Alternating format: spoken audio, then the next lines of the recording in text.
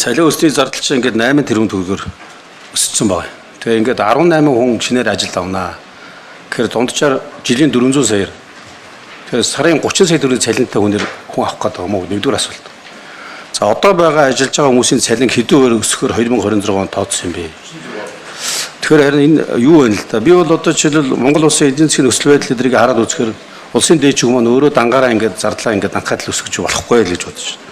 Тийм учраас нэгдүгээр асуулт тэрэн дээр авъя. Хоёрдугаар энэ сонгон найрхан дөрөвт 270 мянган метр квадрат газар авсан гэж энэ одоо яах гэж улсын дээдчиг яах гэж газар авч байгаа вэ? Нэг асуулт байгаад байна. За дараагаар нь тэр хөрөнгийн зардал дээр тэрбум 111 сая төгрөгийг засварын ажлын ажиллах хүчний цалингийн зөрүү гэд мөнгө тусгацсан байх. Энэ одоо юу гэсэн үг вэ гэж. Ийм 3 асуулт байна төсвүүдээр. За энэ шүүхийн улсын дээд шүүхийн төсвийн хувьд хоёр гол одоо төсөв урсгал төсвийн одоо ангилал өсөж байгаа юм. Цалингийн зардлын төсөв болохоор яагаад өсөж байгаа гэхээр нэгдүгээрт өнгөрсөн онд нийт төрийн албан агшийн цалин хөлс нэмэгдсэн, шүүхийн салбарын албан агшийн цалин хөлс мөн нэмэгдсэн. Тэ холбоотой. За үүнээс гадна хангарт ордны ордон руу нүүр шилжих үед хуучин бол хангарт ордны ашиглалтыг 60-аад хүний оронтойдоо одоо зохион байгуулж явдаг байсан юм билээ. Гэхдээ энийг бол бид нэр 50%-аар л оруулж ирж байгаа. Үйлчлэгээний албан агчтай тэгж өндөр нэмэгдүүлээгүй бас хэмнэлтийн зарчмыг барьж байгаа.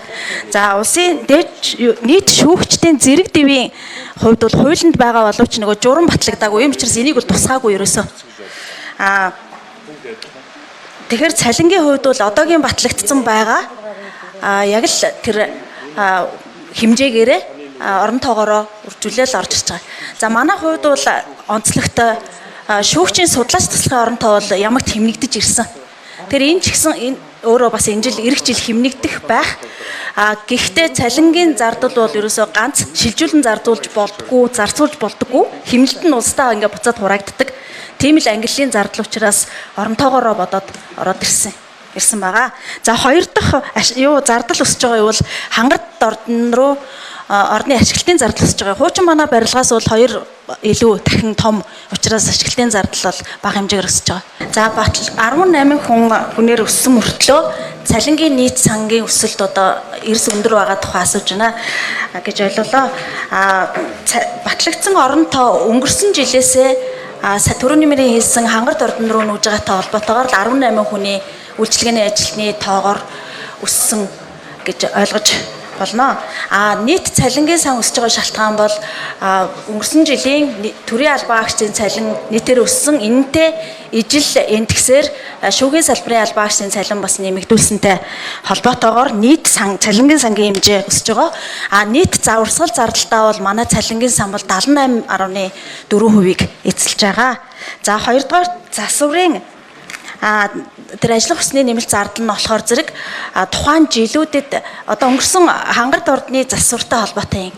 Хангарт ордныг засах үед ажиллах хүчний зардлыг барилга утгаалтын яамнаас яаж тооцдог байсан бэ? Тэр тарифын жил тутам шинжилэн тогтоогдоо явдаг байсан учраас явдаг. Тэгээ энэ мөнгө нь тэр хэмжээгээр тооцогдоод ингээд сувагдаад явдаг. Бид бүхэн энэ сангийн яамнаас энэ одоо тодруулах чиглэлээ авч агаад энэ одоо жишгээр эх жил өнгөрсөн жилийн хоёрын зөрүүгээ суулгаж өгсөн байгаа. Одоо хийцэн байгаа их засварын зөрүү гарч ирнэ гэсэн үг. За сонгон хайрхан дүүрэгт газар болохоор шүүхийн академийн хүсэлтээр шүүгч нарын сургалтын бааз ирээдүйд байгуулах зорилгоор газрын асуудлыг бол шийдвэрлүүлсэн. Өөр одоо зардал төлөвлөлт одоогоор хийгдэг байна. За тэгэхээр улсын дээд шүүх маань 2024 онд цалингаа ерөөсөө өсгөөгүй байсан гэсэн үг үү гэж нэгдүгээр асуулт. Хамгийн сүүлд хизээ цалингаа нэмсэн бэ? Тэгэхээр чарын ийм жил болгон нэмдэг байж болохгүй шүү дээ. Ямар байгууллага хизээ 40% нэмжсэн? Гол тэрнээс өмнө сүүлийн 10 жил нэмэгдээгүй гэдэг хэрэгтэй гэсэн тийм. За ер нь шүүгчийн цалин шүүхийн эрхээ зөвлөлөөс шүүгчийн цалин тогтоодог байгаа. За агуулга нь бол шүүгчийн цалин нэлээд олон жил нэмэгдэхгүй бас тогтоогдсон хэмжээндээ явж ирсэн. За энийг өнгөрсөн жил шүүхийн тухай хуульд өөрчлөлт орж шүүх эрх мэдлийн байгууллагуудын бие даасан хараа тус байдлыг хангахтай холбоотойгоор цалин нэмэгдүүлэх боломжийг одоо шүүхийн эрхээ зөвлөлд салбарын оноосноор шүүх эрхийн зөвлөлөөс шинжилэн цалингийн сүлжээг баталсан байгаа. Тийм нодлон жил нэмэгдсэн. Энэ жил нэмэхээр орж ирээгүй. Нэмэгдэхгүй. Сан нь нэмэгдээд байгаа нь өнгөрсөн жил болохоор нөгөө нэмэгдлэн төлөвлөгдөг оны эцэс рүү хагас жилээр